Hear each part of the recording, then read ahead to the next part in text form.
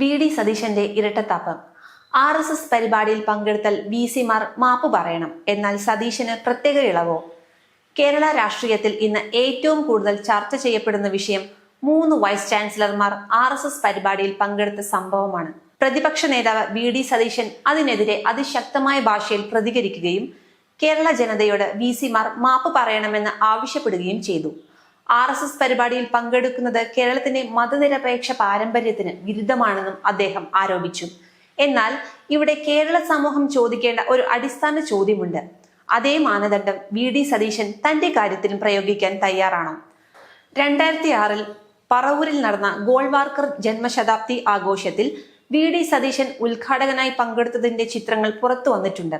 ഗോൾവാർക്കറുടെ ചിത്രത്തിന് മുൻപിൽ വിളക്ക് തെളിയിക്കുകയും പരിപാടി ഉദ്ഘാടനം ചെയ്യുകയും ചെയ്തതായി ചിത്രങ്ങളിൽ കാണാം. അന്ന് അദ്ദേഹം ഒരു സാധാരണ വ്യക്തിയല്ലായിരുന്നു, കോൺഗ്രസിന്റെ പ്രമുഖ നേതാവും ജനപ്രതിനിധിയുമായിരുന്നു. ഈ വിവാദം ഉയർന്നപ്പോൾ സതീശൻ വിശദീകരണം നൽകിയിട്ടുള്ളത് മറ്റൊരു സംഭവത്തെ കുറിച്ചാണ്. 2012 തിരുവനന്തപുരം അയ്യങ്കാളി ഹാളിൽ നടന്ന RSS ചിന്തകനും നേതാവുമായ P. പരമേശ്വരന്റെ മാർക്സിസം, ഗാന്ധിസം ആൻഡ് ബിയോണ്ട് എന്ന പുസ്തകത്തിന്റെ പ്രകാശന ചടങ്ങിൽ പങ്കെടുത്തതിനെ കുറിച്ചാണ് അദ്ദേഹം പ്രതികരിച്ചത്. ആ ചടങ്ങിൽ പങ്കെടുത്തത് MP വീരേന്ദ്രകുമാറിന്റെ ക്ഷണപ്രകാരമാണെന്നും അതൊരു പുസ്തക പ്രകാശന ചടങ്ങായിരുന്നുവെന്നുമാണ് അദ്ദേഹത്തിന്റെ വിശദീകരണം. എന്നാൽ 2006 പറവൂരിൽ നടന്ന ഗോൾവാർക്കർ ജന്മശതാബ്ദി ആഘോഷത്തിൽ പങ്കെടുത്തതിനെ കുറിച്ചും അവിടെ ഗോൾവാർക്കറുടെ ചിത്രത്തിന് മുന്നിൽ വിളക്ക് തെളിയിച്ചതിനെ കുറിച്ചും സതീശൻ ഇതുവരെ വ്യക്തമായ വിശദീകരണം നൽകിയിട്ടില്ലെന്നാണ് വിമർശകർ ചൂണ്ടിക്കാട്ടുന്നത്. അതുകൊണ്ട് തന്നെ 2012 പുസ്തക പ്രകാശന ചടങ്ങിനെ കുറിച്ചുള്ള വിശദീകരണം 2006 പരിപാടിയെക്കുറിച്ചുള്ള ചോദ്യങ്ങൾക്ക് മറുപടിയാകുന്നില്ലെന്നാണ് രാഷ്ട്രീയ എതിരാളികളുടെ വാദം.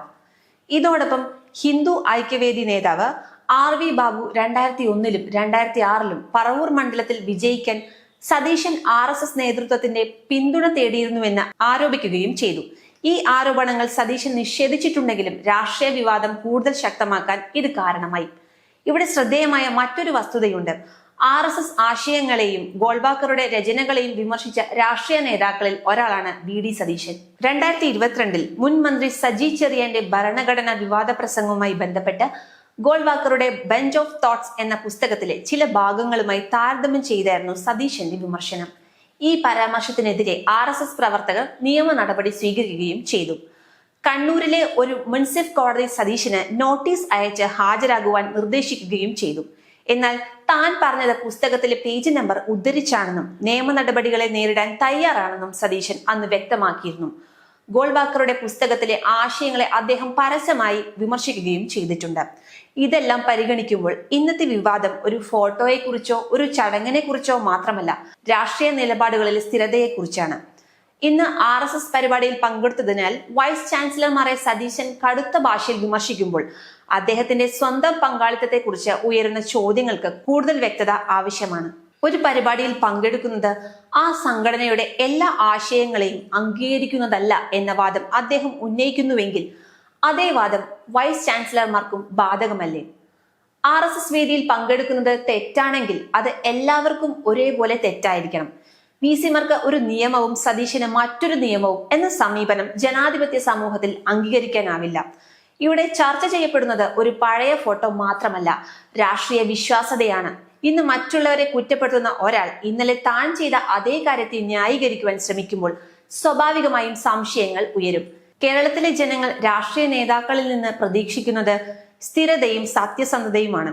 സൗകര്യത്തിനനുസരിച്ച് നിലപാടുകൾ മാറ്റുകയും സ്വന്തം പ്രവർത്തികൾക്ക് ഒരു മാനദണ്ഡവും എതിരാളികൾക്ക് മറ്റൊരു മാനദണ്ഡവും സ്വീകരിക്കുകയും ചെയ്യുന്നത് ജനങ്ങൾ തിരിച്ചറിയാതിരിക്കില്ല. വി.ഡി. സതീശൻ ഇന്ന് കേരളത്തോട് മറുപടി പറയേണ്ടത് VC-മാരെ കുറിച്ചല്ല, സ്വന്തം നിലപാടുകളെ കുറിച്ചാണ്. 2012 P. പരമേശ്വരന്റെ പുസ്തക പ്രകാശന ചടങ്ങിനെ കുറിച്ച് അദ്ദേഹം വിശദീകരണം നൽകിയിട്ടുണ്ട്. എന്നാൽ 2006 ഗോൾവാക്കർ ജന്മശതാബ്ദി ആഘോഷത്തിൽ പങ്കെടുത്തതിനെ കുറിച്ചും ആ പരിപാടിയിലെ തന്റെ പങ്കിനെ കുറിച്ചും വ്യക്തമായ വിശദീകരണം നൽകേണ്ടത് ഇപ്പോഴും ബാക്കിയുണ്ട്. ഇരട്ടത്തപ്പ രാഷ്ട്രീയത്തിന്റെ ഏറ്റവും വലിയ ശത്രുവാണ്. മറ്റുള്ളവരിൽ നിന്ന് മാപ്പ് ആവശ്യപ്പെടുന്നതിന് മുൻപ് സ്വന്തം പ്രവർത്തനങ്ങളെക്കുറിച്ച് സത്യസന്ധമായ വിശദീകരണം നൽകുകയാണ് ഒരു ഉത്തരവാദിത്തമുള്ള നേതാവ് ചെയ്യേണ്ടത്. കേരള ജനത കാത്തിരിക്കുന്നത് അതാണ്.